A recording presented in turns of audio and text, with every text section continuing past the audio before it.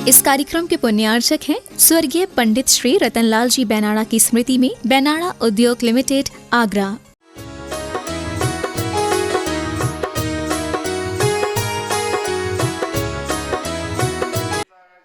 राज की जय, समस्त मुनि संघ की जय। ओम। महाराज श्री पूजा जैन अर्थोना से चरणों में बारंबार नमोस्तु करते हुए उनकी शंका है, महाराज जी, गुरुदेव, हमें जब गुरुवर के पास आने के भाव हो जाते हैं, लेकिन परिस्थिति ऐसी होती है कि हम नहीं जा सकते और घर में भी मन नहीं लगता। ऐसी अवस्था में हमें क्या करना चाहिए, कृपया मार्गदर्शन करें।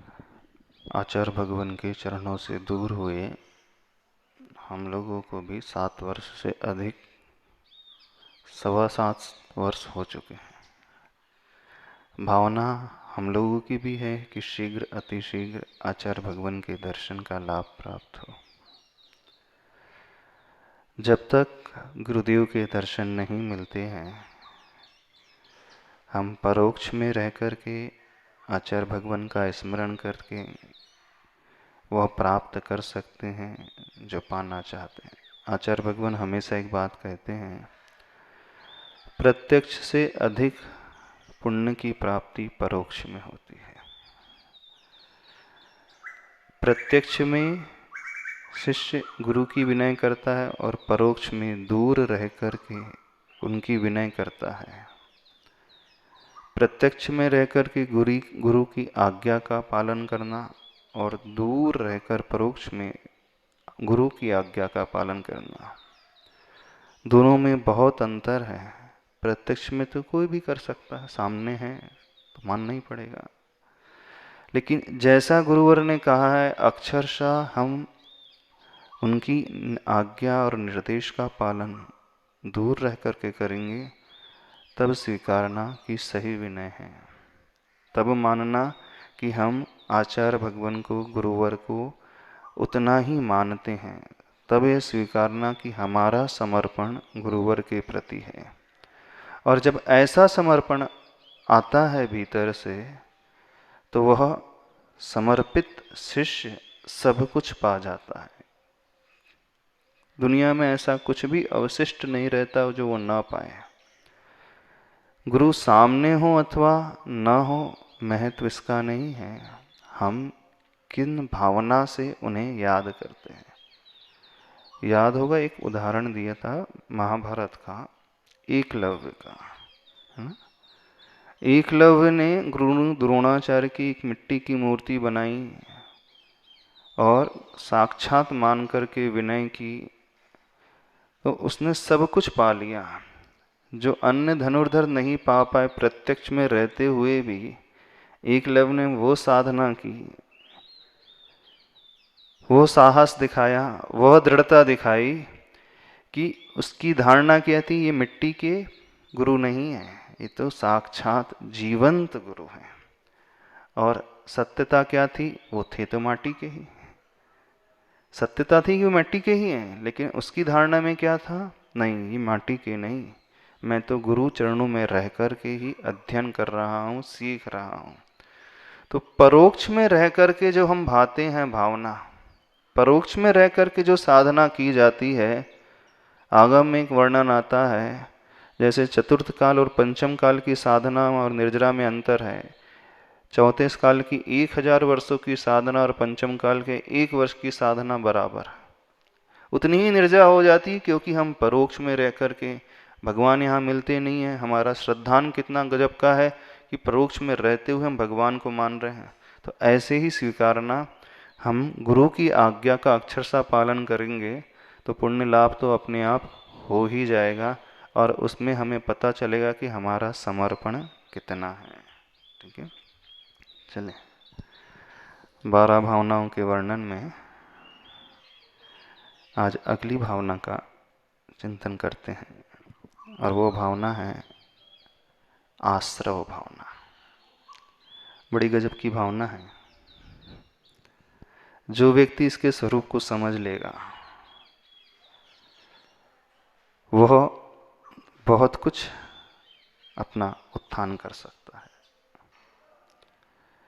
आश्रव भावना और कुछ नहीं है,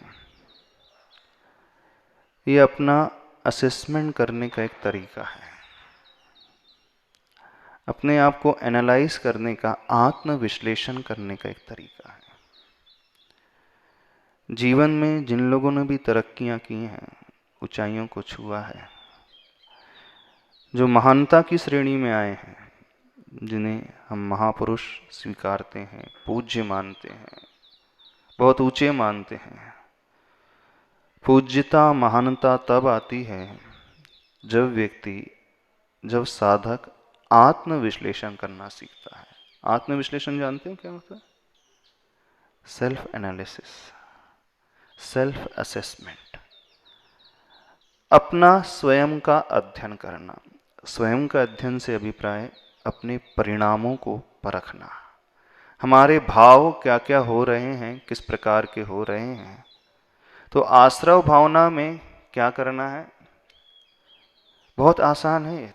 वैसे लोगों को बहुत कठिन भावना लगती है आश्रव भावना। अभी हम शास्त्र की बात बिल्कुल नहीं कर रहे हैं, बहुत प्रैक्टिकल तरीका बता रहे हैं आप लोगों को। आश्रव कहलाता क्या है? बेसिकली काय वांग मनः कर्म योगः स आश्रवः, यानी शरीर की, वचन की और मन की क्रिया, एक्टिविटी का नाम होता है योग। यानी मन से सोचना, वचनों से बोलना, शब्दों का प्रयोग करना और फिजिकल एक्टिविटी, शारीरिक क्रियाएं करना, इन तीनों एक्टिविटी का नाम होता है योग, और वही आश्रव कहलाता है। अर्थात जब हम मन, वचन, काय से कुछ भी करेंगे तो नियम से कर्म का आश्रव होता है, यानी कर्म का आना होता है, आत्मा में कर्म का प्रवेश करना होता है। हमारा संसार जो है, हमें जो सुख मिल रहा है अथवा दुख मिल रहा है, अनुकूलताएं मिल रही हैं, प्रतिकूलताएं मिल रही हैं। कई लोगों का जीवन बहुत अच्छा है, लेकिन कई लोग ऐसे हैं बहुत गरीब हैं। सोचते हैं, वे लोग चाहते हैं कि जीवन अच्छा हो जाए, लेकिन नहीं हो पाता है। मेहनत करते हैं, पुरुषार्थ करते हैं, सफलता नहीं मिल पाती है। लेकिन कुछ लोग ऐसे होते हैं, थोड़ी सी मेहनत करते हैं, बहुत जल्दी सफलता उनके कदम चूम लेती है। और कुछ लोग बिना मेहनत करके भी बहुत कुछ पा जाते हैं। ये सब क्यों होता है? इन सब के पीछे कारण क्या है?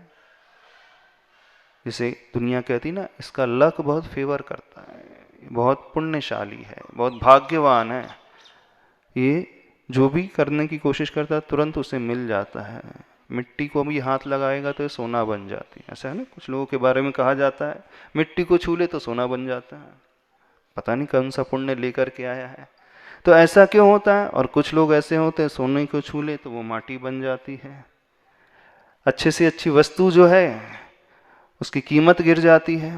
तो इन सब के पीछे एक कारण है, और वह कारण है कर्म का, कर्म सिद्धांत का।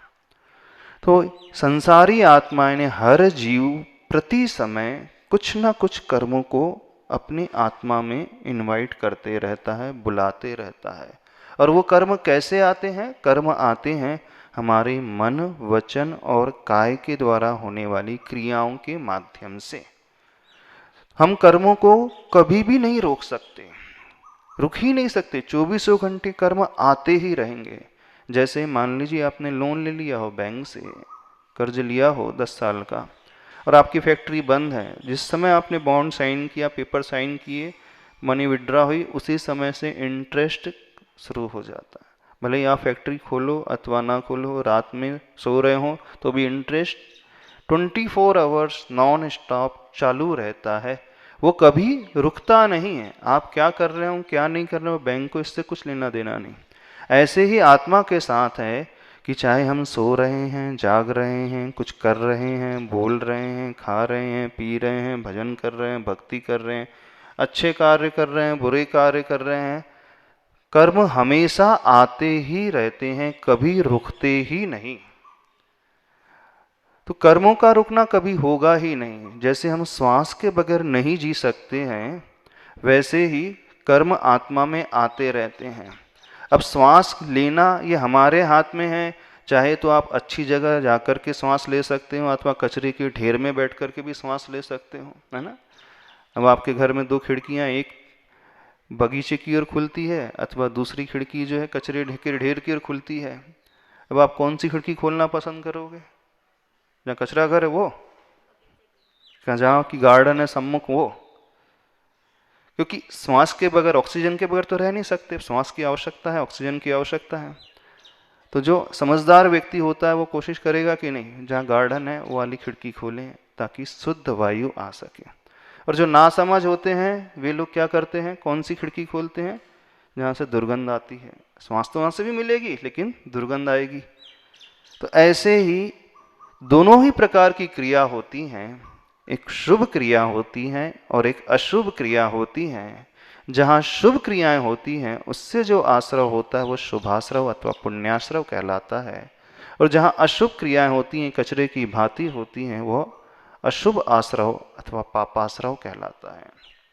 तो आश्रव से हम कभी रहित नहीं हो सकते, कर्म के आने से हम कभी नहीं रुक सकते। हाँ, ये हमारे हाथ में है, हमें शुभ का आश्रव करना है कि अशुभ का आश्रव करना है। अब अशुभ का आश्रव कैसे होता है? मन से भी होगा, वचन से भी होगा और काय से भी होगा। मन से कैसे होगा?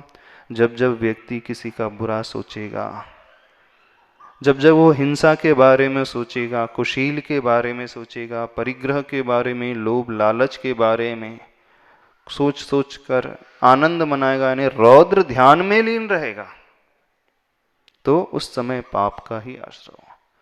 जब जब वह आर्त ध्यान में ही डूबा रहेगा, टेंशन में रहेगा, चिंता में रहेगा, एंजाइटी में है, स्ट्रेस लेवल बढ़ रहा है, ये सब आर्त ध्यान, इष्ट का वियोग, अनिष्ट का संयोग। अब देखना 24 घंटे में से एनालाइज करना, आप शुभ का ध्यान करते हो, अच्छा ध्यान करते हो कि अशुभ का, सोचना। तो ये जो आर्त ध्यान, रौद्र ध्यान, हिंसा का ध्यान, चोरी का ध्यान, झूठ बोलने की संकल्प प्लानिंग करना, कुशील की प्लानिंग करना, परिग्रह को जोड़ने की प्लानिंग करना, ये सब मन से होने वाला अशुभ आश्रव। वचन से होने वाला अशुभ आश्रव, जब व्यक्ति कठोर वचनों का प्रयोगता है, असभ्य वचनों का प्रयोग करता है, मर्म भेदी वचनों को बोलता है, व्यंग्यात्मक वचन बोलता है, कमेंट्स करता है किसी के ऊपर, है ना, हंसी मजाक करता है, किसी की हंसी उड़ा रहा है, अथवा किसी को डिमोटिवेट कर रहा है, किसी को नीचे गिराने वाले शब्द को बोल रहा है, गाली आदि शब्द, ये जो होता है इसके माध्यम से जो होगा आश्रव, वह अशुभ वचन का के द्वारा होने वाला आश्रव। और शरीर के द्वारा होने वाला, जो गाल हिंसा का कार्य कर रहा है, मार रहा है किसी को फिजिकली, चोरी कर रहा है फिजिकली, शरीर से कुछ कुशील का सेवन कर रहा है, जोड़ रहा है, परिग्रह को खूब अंबार लगा रहा जा रहा है, तो ये फिजिकली होने वाला अशुभ आश्रव। अब थोड़ा सा एनालाइज करना, 24 आवर्स में, 24 घंटे में, मन से, वचन से और तन से, काय से, कौन सा आश्रव ज्यादा चल रहा है? अशुभ का ही ना। अब शुभ का आश्रव कैसे होगा, शुभ का मन से आश्रव कैसे होगा? जब प्रभु भक्ति के बारे में सोचेंगे, मंत्र के बारे में चिंतन करेंगे, प्रभु के नाम स्मरण करेंगे, गुरु का नाम स्मरण करेंगे, पुण्य के कार्यों की प्लानिंग बनाएंगे, दान की प्लानिंग बनाएंगे, किसी की हेल्प करने की प्लानिंग बनाएंगे, विचार करेंगे, यानी जो धर्म ध्यान के विचार हो जाते हैं, आज्ञा विचय धर्म ध्यान, अपाय विचय, किसी सबके दुख दूर हो जाएं, संस्थान विचय, विपाक विचय, ये सारा का सारा जो चिंतन चल रहा है, जो सम्यक दर्शन को पुष्ट करता है, जिससे हमारा वात्सल्य अंग पुष्ट होता है, जिससे हमारा स्थितिकरण अंग पुष्ट होता है, इसकी चिंतन करना, इसका विचार करना, ये शुभ आश्रव, पुण्य का आश्रव। अच्छे शब्दों का प्रयोग करना, अपनी जिह्वा को पवित्र कर लेना, गाली बोल करके अपवित्र हो जाता है, प्रभु का नाम कह करके पवित्र हो जाती है, विनय पूर्वक शब्दों के प्रयोग से जिह्वा पवित्र हो जाती है, कठोर शब्दों के प्रयोग से वो अपवित्र हो जाती है। किसी का उत्साह बढ़ाएं, किसी को हेल्पिंग हैंड देने के लिए कुछ अच्छे संबल देने वाले वचनों का प्रयोग करेंगे तो उससे हमारी जिह्वा पवित्र हो जाएगी। तो ये वचन का शुभ आश्रव। और काय का शुभ आश्रव कौन सा? किसी के लिए मदद का हाथ बढ़ा देना, वैयावृत्ति करना, सेवा करना, गरीब है उसकी सहायता कर लेना, बीमार है औषध दान दे देना, ये फिजिकली होने वाला शुभ आश्रव है। इन शॉर्ट यदि समझना चाहो तो मन, वचन और काय तीनों से अशुभ आश्रव भी हो रहा है और शुभ आश्रव भी होता है। अब थोड़ा सा सभी लोग अपना अपना अध्ययन करना, एनालिसिस करना। 24 घंटे में मन से शुभ का चिंतन होता है कि अशुभ का चिंतन होता है? पापों का चिंतन अधिक होता है कि पुण्यात्मक कार्यों का चिंतन अधिक? पुण्य किससे मिलता है? पुण्य जो होता है विनय करने से, दान देने से, हेल्प करने से, किसी की सेवा करने से, भक्ति करने से, पूजन करने से, स्वाध्याय करने से, माला फेरने से, अभिषेक करने से, और जो भी क्रियाएं अच्छी होती हैं, जैसे आप लौकिक क्षेत्र में परोपकार के सारे कार्य, कोई बीमार है उसकी सेवा करने और उसके औषध दान देना। अब जैसे वर्तमान में कोरोना काल चल रहा है, अब ठीक है मंदिर का दान तो बहुत हो गया, अब जो जैन समाज को सबसे ज़्यादा आवश्यकता है किसकी जानते हैं? अब आवश्यकता है उन परिवारों को उठाने की जो महीनों से ऐसे ही पड़े हुए हैं, जो lower middle class Jain families होंगी, 3 महीने से जिनका बिजनेस भी बंद है, सर्विस भी नहीं है, हो सकता है उनके यहाँ राशन भी ना हो, लेकिन अब जैन है वो खुददार रहता, किसी के सामने कहे कैसे कि मेरे घर में परिवार में खाने की कमी है, ये कमी है, वो चुपचाप रह जाएगा। तो ऐसे समय सबसे अच्छा जो धर्म है शुभाश्रव को करने का सबसे अच्छा काम है उन परिवारों की खोज करना और उनको अपने पैरों में खड़े करने की कोशिश करना। ये सबसे बड़ा धर्म है वर्तमान का। अभी पूजा से बड़ा धर्म ये वाला धर्म है। भगवान का अभिषेक पूजन तो ठीक है, अपनी जगह है ही, लेकिन उन परिवारों को, उन व्यक्तियों को खोजना जिन्हें दवा की आवश्यकता है। सबसे ज्यादा भी आवश्यकता है उन लोगों को अपने परिवार को खड़ा करने के लिए। ऐसे कई फैमिलीज होंगी, जैन फैमिलीज होंगी, जिनका घर बर्बाद होने की कगार पे होगा, जो रोज कमाते, रोज खाते, सर्विस करते, 10,000 15,000 की सर्विस कर रहे हैं, वो कैसे सर्वाइव करेंगे? 3 महीने से प्राइवेट जॉब है, कुछ नहीं है, अब क्या करेंगे वो व्यक्ति? तो ऐसे समय में अब उससे जो हेल्प करेगा हो सकता है वो उस धर्म को भी स्वीकार कर ले। तो सबसे बड़ा जो धर्म है, सबसे बड़ा पुण्य कमाने का, शुभाश्रव करने का जो कार्य है वर्तमान में इस काल में आप लोगों को, समाज के लोगों को मिलकर के, समाज के प्रमुख लोगों को मिलकर के एक निर्णय करना चाहिए, सोचना चाहिए, ढूंढना चाहिए, डेटाबेस कलेक्ट करना चाहिए, उन लोगों के बारे में खोज करना चाहिए जो आपके समाज के अंग हैं, लेकिन आप समझ सकते हैं कि उनको परेशानी होगी। बिना उनका नाम डिस्क्लोज किए हुए उनको आर्थिक मदद करें, सबसे बड़ा दान कहलाएगा अभी वर्तमान का। ये जो भूखा है उसका पेट भरना सबसे बड़ा दान कहलाएगा फिलहाल। जिसे आवश्यकता है किसकी, कि बहुत सारे लोग होंगे सेल्फ सफिशिएंट होंगे, उनके पास इतनी परेशानी नहीं होगी, लेकिन कई ऐसे लोअर मिडिल क्लास होंगे। तो हमारी तो भावना है हर परिवार एक जिम्मेदारी ले, यदि वो सक्षम है तो कम से कम वो 4 परिवार को जो डूब रहे हैं खड़े कर दे। अभी मंदिर में तो देने की आवश्यकता नहीं, कोई ज़रूरत नहीं है, कोई ज़रूरत नहीं अभी मंदिर के लिए। अभी तो किसके लिए आवश्यकता है? उस परिवार को, उस व्यक्ति को ढूंढो। आपके पास क्षमता है तो 40 परिवार की करो, नहीं है तो 2 परिवार की, नहीं है तो कम से कम उन व्यक्तियों को तो खोज कर लेकर के आओ। कुछ ऐसे लोग भी हैं जो हेल्प करना चाहते हैं लेकिन उन्हें मिलते नहीं है ऐसे परिवार। तो इस क्रिया के माध्यम से जो आश्रय होगा वो बहुत शुभ आश्रय होगा, पुण्य आश्रय होगा। और इसके माध्यम से हम जो है अपने पापों को काट करके, पापों की निर्जरा करके जो अपनी आत्मा का शोधन करेंगे वो अलग ही प्रकार का होगा। तो आश्रय भावना में और कुछ नहीं करना है, अपना चिंतन करना है कि 24 घंटे में करता क्या हूं, अशुभ कि शुभ का चिंतन करता हूं। सही सही बताओ, 24 घंटे में से कितने घंटे अशुभ में जाते हैं? मन की बात कर रहे हैं, अभी करने की बात नहीं कर रहे हैं। मन में उठने वाले विचार अच्छे विचार होते हैं, बुरे होते हैं। 23 घंटे पापाश्रय होता होगा, अशुभ का ही चिंतन चलता है 23 घंटे।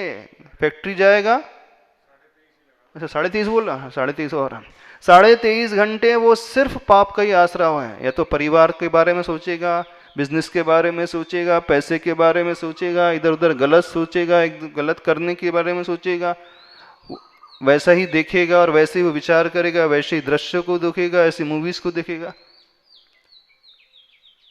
समझदार होकर के भी इवन मंदिर में भी आकर के, मंदिर में 1 घंटा है तो 1 घंटे धर्म ध्यान हो रहा है, कोई गारंटी नहीं है। बैठा तो मंदिर में पूजा कर रहा है, लेकिन क्या सोच रहा है वही जाने वो। समझ रहे हो कि नहीं? तो थोड़ा अध्ययन करना। किसका अध्ययन? दूसरों का नहीं, वो अपने अध्ययन करना, अपने परिणामों का अध्ययन करना। मैं क्या क्या सोचता हूँ। हाँ, सवेरे 1 घंटे, फिर दूसरे घंटे, फिर तीसरे घंटे, फिर चौथे घंटे, 5वें घंटे, हिसाब तो लगाओ थोड़ा सा।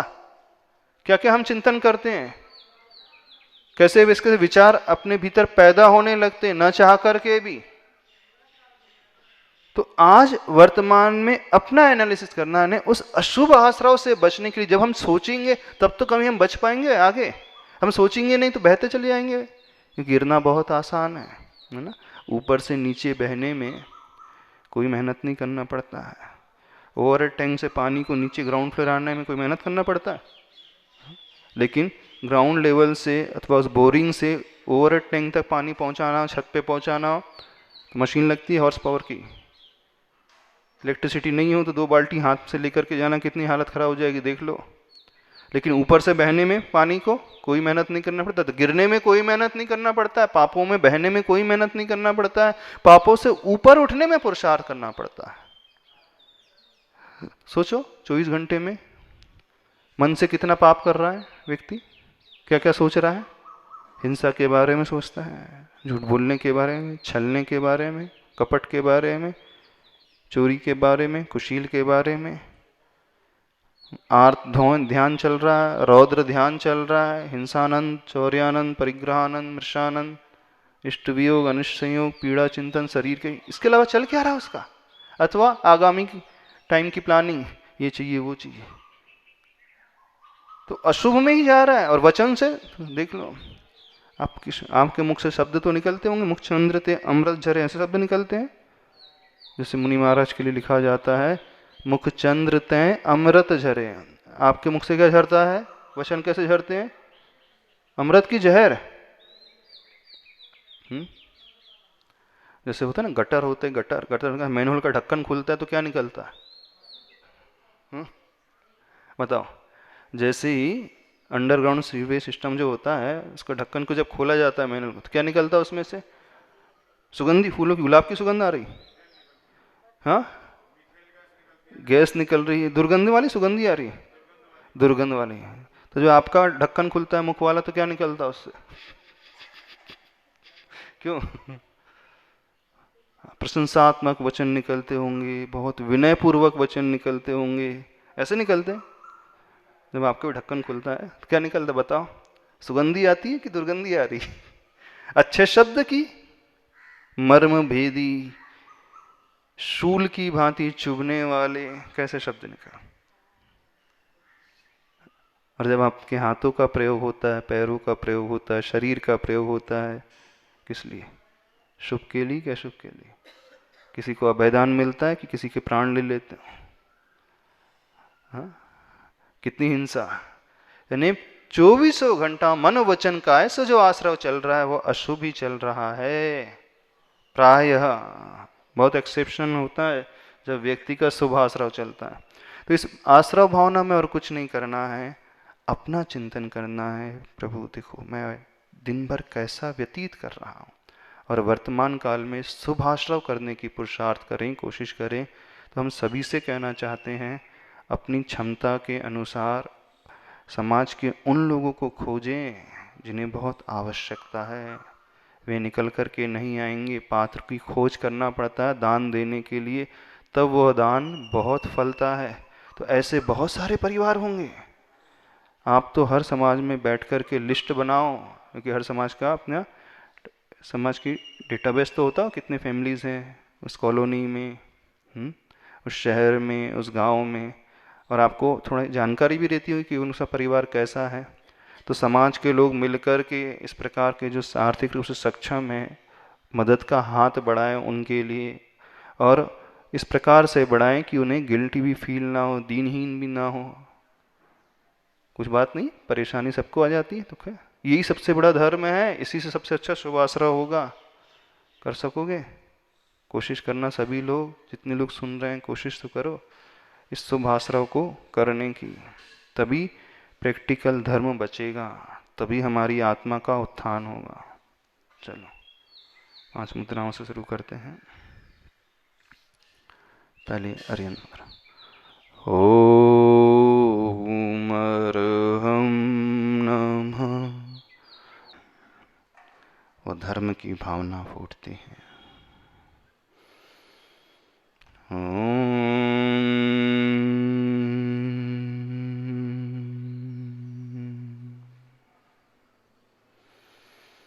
बाहर के सारे विकल्पों को छोड़कर थोड़ी देर के लिए अपने मन, वचन और काया के साथ तीनों योगों को विशुद्ध बनाते हुए उस ओर दृष्टि लेकर के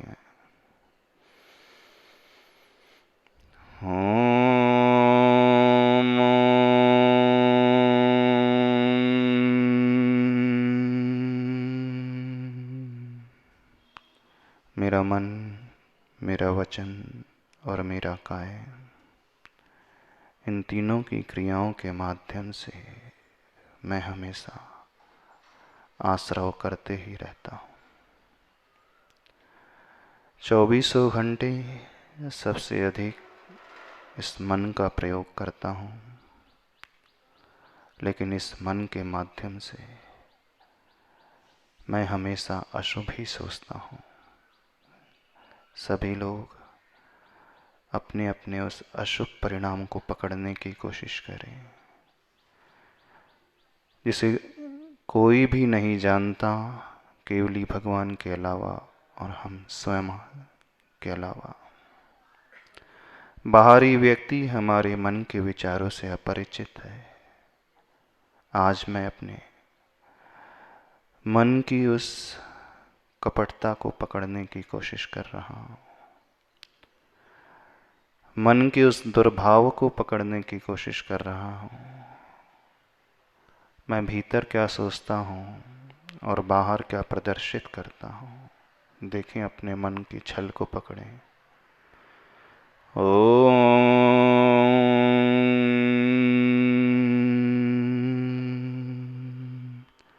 सबसे अधिक इस मन के द्वारा हम आश्रव करते हैं। निष्प्रयोजन पाप कमाते हुए, निष्प्रयोजन चिंतन करके, अनर्थ के स्वरूप में सोच करके दृष्टि अपने हृदय की ओर कटना है, कर्ण से अपने आप को भरने की कोशिश करें।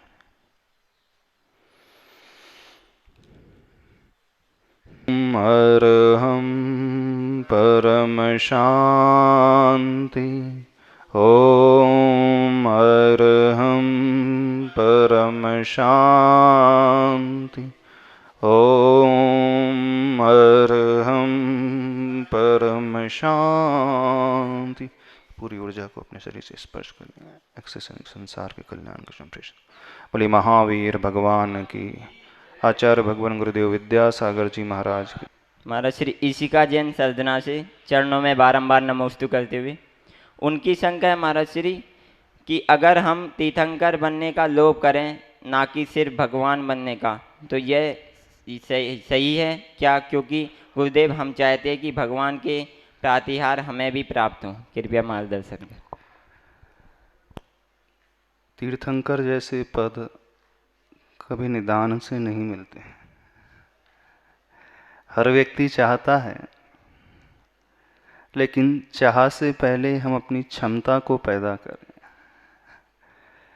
जो व्यक्ति तीर्थंकर बनना चाहता है, उसका भी रास्ता आगम में दिखाया है, और वह रास्ता बड़ा गजब का रास्ता है। 16 कारण भावनाओं को जो व्यक्ति भाता है, दर्शन, विशुद्धि, विनय, संपन्नता आदि भावनाओं से सहित होकर के जो इस प्रकार का अपना जीवन बनाता है, ऐसा विरला प्राणी ही तीर्थंकर बन सकता है। समस्या क्या है दुनिया में अधिकांश लोगों के साथ? हर व्यक्ति चाहता है कि मैं बहुत बड़ा आदमी बनूं, अरबपति बन जाऊं। नहीं चाहते? दिल्ली वाले तो यही चाहते हैं सारे। मेरे पास किसी प्रकार से कोई कमी ना हो, साधनों की कमियां ना हो, जीवन में सारी खुशियां मेरे परिवार के पास रहें, हमारे जीवन में कभी कोई विपत्ति आए ही ना, हमारा जीवन हमेशा खुशहालमय बना रहे। कौन नहीं चाहता? अच्छा बताओ। जितने लोग बैठे, जितने लोग सुन रहे हैं, ये नहीं चाहते कि आपका परिवार बहुत बढ़िया रहे, जीवन हमेशा उन्नति करते रहे, जीवन में किसी प्रकार से कोई अभाव ना आए। हर व्यक्ति चाहता है, लेकिन एक भी व्यक्ति ऐसा नहीं दिखता जो पूर्ण रूप से आनंद में हो। क्यों? बस प्रॉब्लम यही है, जैसा हम चाहते हैं वैसे रास्ते को हम पकड़ते नहीं। अब यहाँ से दिल्ली जाना है और आप लोग सहारनपुर वाला रास्ता पकड़ लोगे तो कहाँ पहुँचोगे? कहाँ जाना आप लोगों को? दिल्ली। मोक्ष किसी को नहीं जाना। मोक्ष जाकर के क्या करेंगे महाराज जी? अधिकांश लोग तो मोक्ष जाना ही नहीं चाहते। वहाँ न शरीर है, न खाना पीना है, न परिवार है, न सुविधाएं हैं, न पत्नी है, न स्त्रियां हैं, न देवियां हैं, कुछ भी तो नहीं है। अब जहाँ ये कुछ नहीं है तो ऐसी जगह जाकर के करना क्या है? एक बहुत कड़वा सत्य कह रहे हैं आप सभी लोगों से, आप ही के मुख पर कह रहे हैं। जितने श्रावक, जितने लोग भगवान के पास प्रतिदिन आते हैं दर्शन करने, गुरु के पास आते हैं, अब आपके अंतरंग की सच्चाई बता देते हैं, आप लोग कोई भी भगवान को नहीं चाहते। अंतरंग की कड़वी सच्चाई कह रहे हैं। आप लोग ना भगवान को चाहते हैं ना गुरु को चाहते हैं, बिल्कुल। अब आप बोलोगे महाराज जी यदि गुरु को और भगवान को नहीं चाहते तो अपना घर बार छोड़ करके यहाँ क्यों आते, है ना? भगवान को चाहने का अभिप्राय जानते हो क्या होता है? जो व्यक्ति डॉक्टर बनना चाहता है वो क्या करेगा? सोता रहेगा? नहीं सोएगा ना। उसके योग्य पुरुषार्थ करेगा, मेहनत करेगा। जो व्यक्ति भगवान को चाहता है, जो व्यक्ति गुरु को चाहता है, वो क्या करेगा अपने जीवन में? जो कार्य कर रहे हैं क्या उससे लगता है कि आप लोग भगवान को चाह रहे हो? अपने दिल पर हाथ रख करके कहना। सम्मुख हो, बैठे हो, इस कारण मत कह देना। जैसी जिंदगी जी रही है, जैसा जीवन चल रहा है, उससे ऐसा प्रतीत होता है कि गुरु और भगवान को चाह रहे हो। आप कहोगे महाराज जी एक तो इतनी दूर से आए हैं, थोड़ी सी प्रशंसा करना तो दूर। हो सकता है लोगों के मन में ये विचार आ भी जाए, हम उन लोगों से कितने अच्छे हैं जो घर में सो रहे हैं, कभी गुरु के पास ढुकते तक नहीं है, दर्शन करने तक नहीं आते हैं। हम लोगों की कितनी भक्ति है कि हम अपने घर बार को छोड़ करके यहाँ पर आए। ठीक है, कुछ तो अच्छा ही है, उसके बगैर ऐसा संभव ही नहीं था। लेकिन पूर्ण सत्य यह है, अभी हमारा भीतर का जो भाव है ना प्रभु के प्रति, गुरु के प्रति, उतना 100% उतर करके नहीं आए। वो कैसे होता है? जैसे आचार्य भगवान का था, ब्रह्मचारी विद्याधर का था। देखना, वो चाहते हैं भगवान को नहीं, उन्होंने अपने गुरु को चाहा कि नहीं? सही से बताओ। हाँ? और आप लोगों ने कितना चाहा उनके कंपैरिजन में? 90%, 80%, 70, 60, 50, 40, 30, 20, 10, 1.1 कितना? डबल डिजिट में रख दें, सिंगल डिजिट में रख दें? आप ही बता दो विपुल जी। डबल डिजिट में रख दे, सिंगल में रख दे? हाँ, एक डिजिट माइनस, वो तो माइनस में बोला। समझें, हर व्यक्ति अपने स्वार्थ को चाहता है, सत्य कह रहे हैं। किसी को भगवान से लेना देना कुछ नहीं है। गुरु के पास आए हैं, गुरु से लेना देना है? हाँ बिल्कुल, गुरु से भी लेना है। क्या है, क्या लेना है? अभी जो घर की समस्याएं, जो प्रॉब्लम है, उसको सॉल्व कराना है, ये लेना है गुरु से। गलत तो नहीं कह रहे? कड़वी बात कह रहे हैं, क्या करें, संसार ऐसा ही है। तो तीर्थंकर का पद कभी भी चाहने से नहीं मिलता है। तीर्थंकर का पद जो है वैसी भावनाओं को भाने से मिलता है। काश जितना हम कहते हैं कि हम चाह रहे हैं, उसका थोड़ा सा भी हिस्सा अपने जीवन में उस रास्ते पर चलने के अनुसार हम बना लें तो बहुत जल्दी कल्याण हो जाएगा। तीर्थंकर भले ही ना बने, गणधर भले ही ना बने, एक सामान्य मुनि महाराज अवश्य बन जाएंगे। सामान्य मुनि महाराज का भी कल्याण हो जाता है। उनके कर्म जो शत्रु हैं, जिन्हें रोक करके रखा है, संसार में हम सबको रोक करके रखा है, वे कर्म क्षय को प्राप्त हो सकते हैं। समझ में नहीं आ रही बातें? सबको अपनी अपनी बातें समझ में आती हैं, इससे ज़्यादा कुछ समझ में नहीं आती है। चलो, वैसे आज का दिन कौन सी भावना करने का दिन है? निर्जरा भावना। अब थोड़ी ये सारी बातें गहरी हैं क्योंकि ये अंतरंग की है ना। संसार बहुत बहिरंग का है। पूरा संसार का नाटक जो है, संसार के सुख जो है, सब बहिर्दृष्टि वाले। और जब भीतरी सुख की बात आती है, वहां आंतरिक दृष्टि शुरू होती है। उस आंतरिक दृष्टि को पाने के लिए भीतर का पुरुषार्थ करना पड़ता है।